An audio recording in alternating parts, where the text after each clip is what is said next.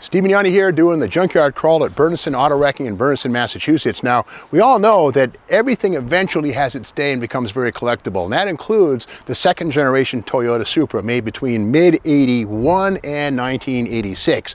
The angular styling, the wheel arches, the big six-cylinder engine, 175 horsepower, a big deal. They're really quite hot. Why is there one here in the junkyard? Well, here's the thing. Is this really a Supra? Yes and no. Actually, more no. We'll call this the Pseudo Supra. This is a 1982 through 84 Celica GT-S, which is basically a Supra from the firewall back, but a Celica from the firewall forward. I'll explain. Now, the Supra part of the equation comes down to the disc brakes and independent rear suspension, which were part of the GT-S Celica and standard on Supra. A standard Celica would have had a live axle, coil springs, and drum brakes back here. But again, the GT-S for 82, 3, and 4 would have the Supra's rear suspension. In fact, the word is that the body shell is essentially a Supra from the firewall back. Let's keep walking around this side here. Now, the Supra would have had a spoiler up top here, not seen on the GT-S. But beyond that, the blacked out bumpers, the blacked out taillights, all this sinister up-level trim is absolutely indicative of the Supra and the GT-S. And even right down to the wheel arches, these are also Supra items, and they're made of fiberglass. You can see this one here is busted off, and there's the fiberglass inside. Underneath it, look at this. Here's the original wheel arch, which is trimmed out, I'm gonna say at the factory, and then covered by these. Again, these had a 14 by 7-inch wheel, which was, I believe, shared with the Supra. That might have had a 15, but all that said, the spokes were quite much the same. And again, the wheel arches pretty much shared. The door does open on this thing. It has the upscale interior with a 5-speed manual transmission. Not sure if that's shared with the Supra. I'm gonna guess the Supra probably had a little more torque capacity, but again, both had 5-speed manuals, there's overdrive in the top gear. The speedometer over there has a 130 mile per hour top end, and that is something that was specific to the Supra and the GT-S. Basic Celicas at this point in time would have had the 85 mile an hour speedometer. So this basically is like a Supra, but where it's different is right here.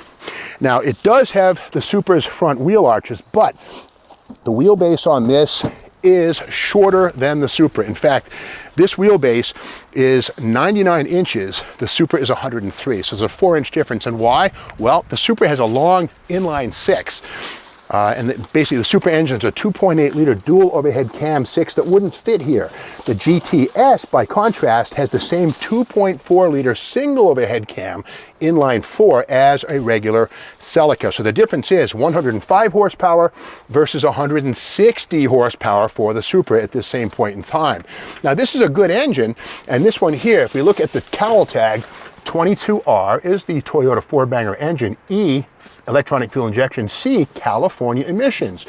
So this may or may not have been sent to the California market at some point in time, don't know. Now, this is a single overhead cam 4-cylinder engine. The Supra was a dual overhead cam inline 6. Similar downstairs, the crank, the rods, that sort of stuff, similar engine families, but again, 2 extra cylinders on the Supra, and as a result, 4 inches more length from the firewall forward. So that's why the Celica Supra and the Celica GT-S are the same from the firewall back, but from the firewall forward, the Supra is a longer car with the 6-cylinder engine. So it's a shock to see this. Now, here's the thing. This one here is an 84. This is the year that these things got the facelift, as it were, with hideaway headlights. 1982 and 3 would have had these headlights would have been sort of on an angle facing up at the sky. They'd pop up when they went on.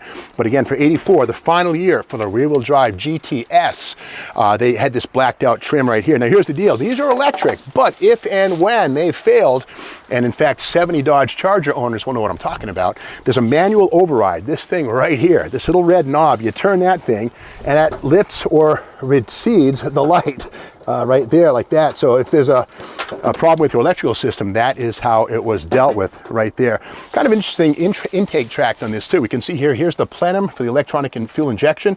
The runners are quite long. Again, this takes advantage of the ram tuning effect that was first discovered by the 57 Corvette Rochester fuel injection and the 1960 long ram Mopar Max wedges. Again, supercharging in a sense right here, a free form of it with the ram tuned intake. But the intake track makes its way to the air filter box right here. The element is gone, but the actual inlet was this little hose right here, so kind of a circuitous way to get in. And if you look inside here, you'll see there's an inner bell mouth, this rectangular piece here, hiding inside of the filter. So all of this here done for reasons almost certainly to attenuate sound. In other words, tone down the induction roar that this thing would make. But again, that's the thing. This has 105 horsepower. A Supra has 160, 45 horsepower difference, and you're going to feel that difference. Let's walk through here and continue our little tour. Now, on the right front corner, we see the same fiberglass wheel arch as the Supra used. The disc brakes up front, I think, are a little smaller than Supra stuff, but again, that's disc brake stuff, and that would be standard on all Celicas, even the basic economy car. Now the fender, let's take a peek and look inside. You gotta love the junkyard, the X-ray view. And here's the McPherson strut, which is a great design, in fact, patented by a guy named McPherson who worked for Ford in the 1950s. But the beauty of the McPherson strut is that one item does so many jobs. The spring and the shock absorber are in one piece. The steering knuckles are kind of built in, so you get a lot of jobs done with one essential part. Nice stuff. But again, McPherson strut suspension up front for sure. Again, here is the Celica GT steering wheel, not a Supra wheel. So that's the tip of the iceberg, that this is a GT-S or a GT Sport and not a Supra, which of course here it is, the mighty Toyota Supra. And when I talk about the longer wheelbase on the Supra, I'm talking about this area right here. That's about 3 inches longer on a Supra to accommodate the inline 6, whereas the Celica GT-S and Celica is shorter here, 99 inches for the 4-banger. It doesn't need the extra distance. So it's kind of weird, like in the world of American muscle cars like Pontiac GTO or a Mustang, if those things had different wheelbases for engines, we'd say, what a weird thing, how exotic is that? Well, in the realm of the Toyota Celica Supra and the Celica GT-S, the wheelbase and the engine walked hand in hand. So that's just the beginning of the story of this poor car. And I dare say, this is kind of like a Formula Firebird to a Trans Am Firebird. They're both performance models. It's a sad thing to see this 84 Celica GT-S Supra from the firewall back sitting here in the junkyard. Will somebody come and save it? Well, if you like this video, you can come here if you want to Bernstein Auto Wreck and talk to Dale and maybe buy this thing. It's up to you. You do it. Or if you just want to learn more about this and other cars here, subscribe to the Steve Maggs YouTube channel.